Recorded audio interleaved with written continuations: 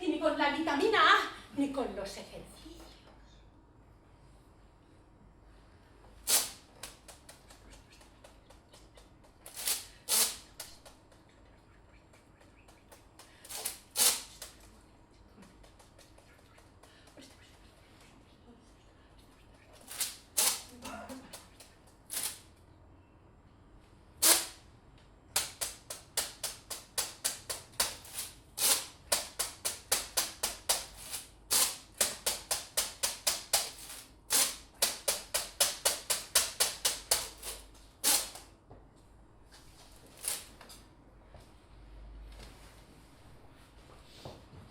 Sobra el fet de morir de gana, sobra menjar dels que mengen massa, sobra incomprensió, sobren les paraules, sobren boques callades, sobra violència inútil, sobra el poder d'uns quants, sobren les paraules, sobren boques callades, sobra monotonia, sobra sobre acceleració, sobre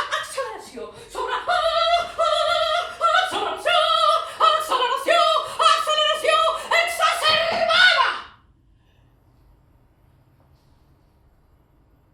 Sobren mobles, sobren cadires, sobren sofàs, sobre por.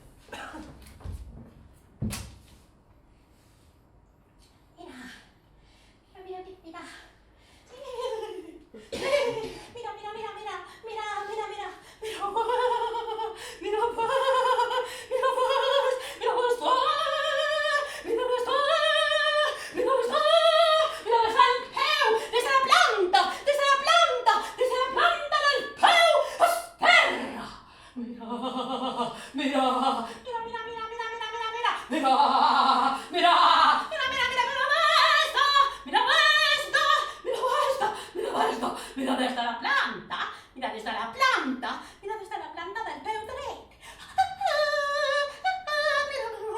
Mira des del turmell, mira des del turmell, mira des del turmell, esquerra. Mira,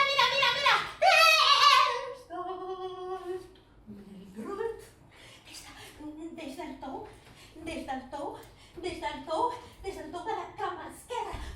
Des de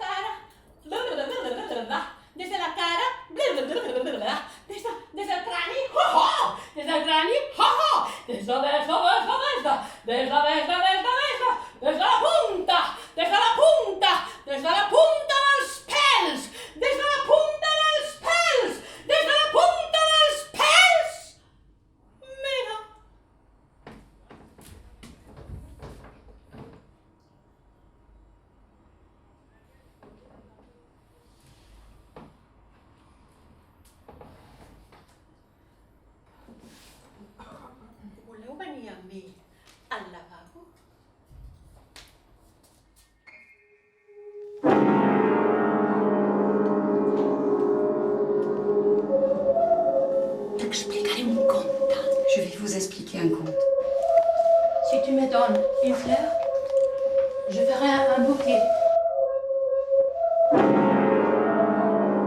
Si tu me laisses un appartement, je ferai un spectacle.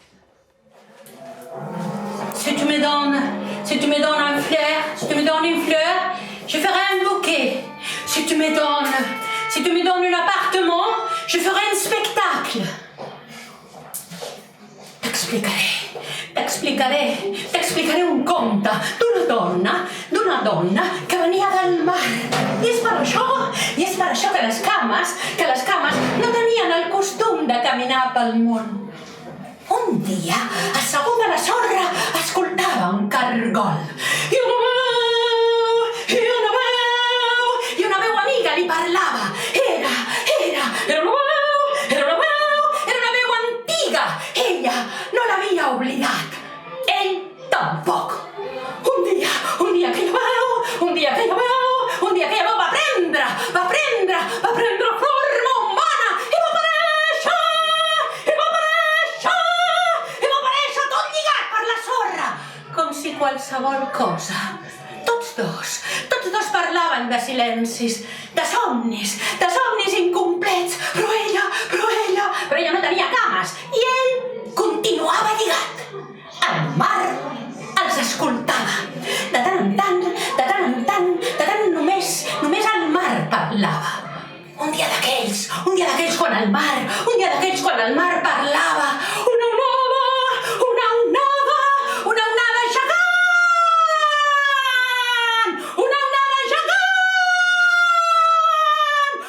gegant els va cobrir a tots dos, portant-los mar endins. I quan el mar els va retornar a la riba,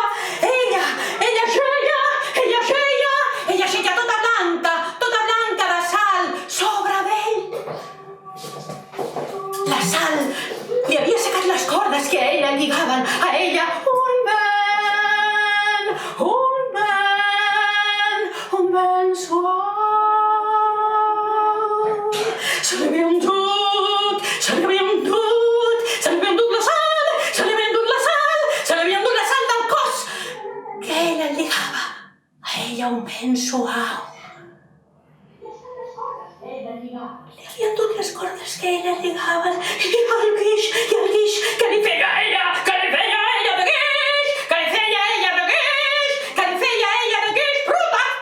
protector de les seves cames. Tots dos estaven nus i es van estimar en una dansa estàtica amb la música que venia carregada del fons del mar. Deu ser estrany això de recuperar una cosa que fa 2 anys vas deixar dormida, no? És estrany però és interessant perquè continua germinant d'alguna manera. Avui a mi m'ha agradat moltíssim el que he sentit perquè se notava que venia de lluny, no era una cosa recentment apresa, sinó que notaves que hi havia un pozo. De l'excentricitat del Carles Santos, no? Sí, però bueno, diu les seves ventalles perquè ha despertat una curiositat, sempre diu, anem a veure o no sé.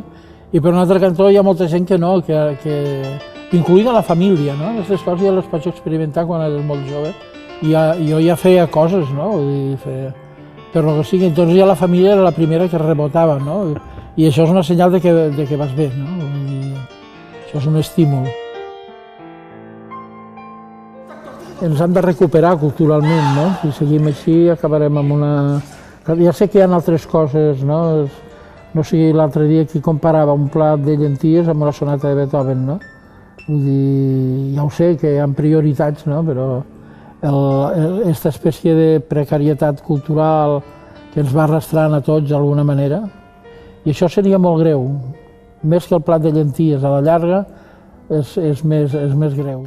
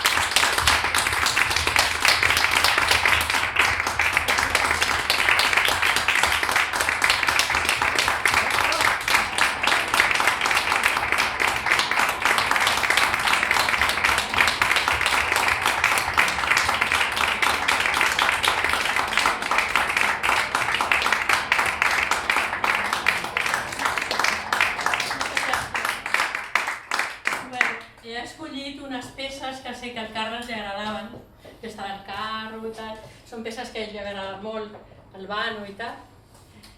I bueno, i aquesta és una peça nova que he construït amb la seva música, amb el Larry Milà. I és tot.